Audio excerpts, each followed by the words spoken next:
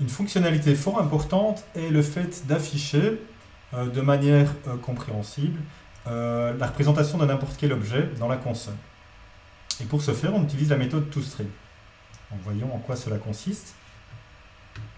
Voilà, je crée toujours ici dans mon petit exemple avec les classes A et la classe B.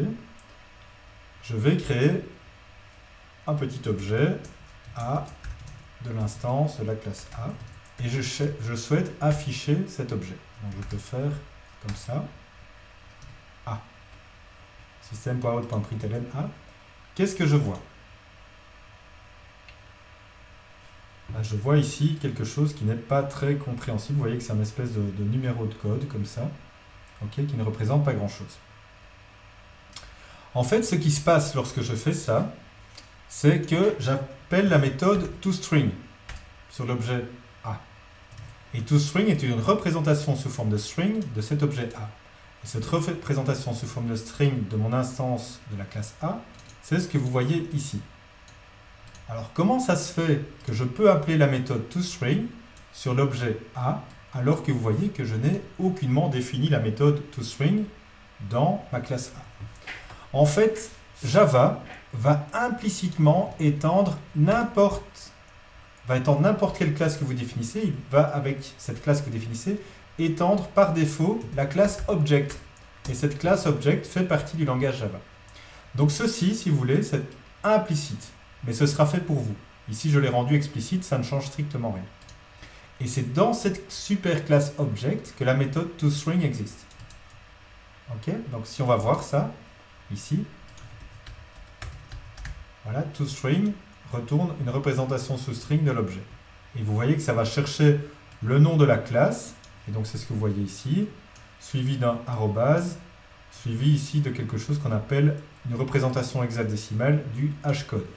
Ok? Il n'y a pas besoin de retenir cela, mais c'est simplement comme ça, il n'y a plus aucun mystère pour vous. Et donc c'est ça qui s'est passé. C'est la méthode toString de la classe Object qui a été appelée, et system.out.println va aussi implicitement toujours appeler le toString de l'objet, donc je n'ai pas besoin d'écrire ça. En faisant ça, c'est comme si j'avais ceci. Ok? Donc il y a deux choses implicites qui se passent ici. C'est le fait que j'ai étendu la classe Object implicitement, et j'ai aussi appelé la méthode toString de l'objet. Alors la bonne nouvelle avec ça, c'est que je peux facilement écraser le comportement par défaut de cette méthode toString pour la rendre un petit peu plus pertinente à mon objet. Donc si je veux faire ça, je redéfinis toString dans ma classe et je retourne un string, par exemple. I'm an object of type A. Et donc si je fais ça, lorsque je vais afficher ici le toString, plutôt que ce code illisible, je vais avoir I'm an object of type A. Ok? Et vous pouvez faire ça pour toutes vos classes. Par exemple, si j'étends celle-ci, je fais I'm an object of type B. Et si je fais une instance de la classe B, le comportement que je vais avoir, c'est I'm an object of type A. Ok? Donc deux choses à retenir, c'est que toute classe étant implicitement la classe Object, et lorsque vous affichez via system.out.println, implicitement, vous appelez la méthode toString. Et cette méthode est toujours définie, vu qu'elle est définie dans la classe Object, qui est la super classe parent de n'importe quelle classe que vous définirez.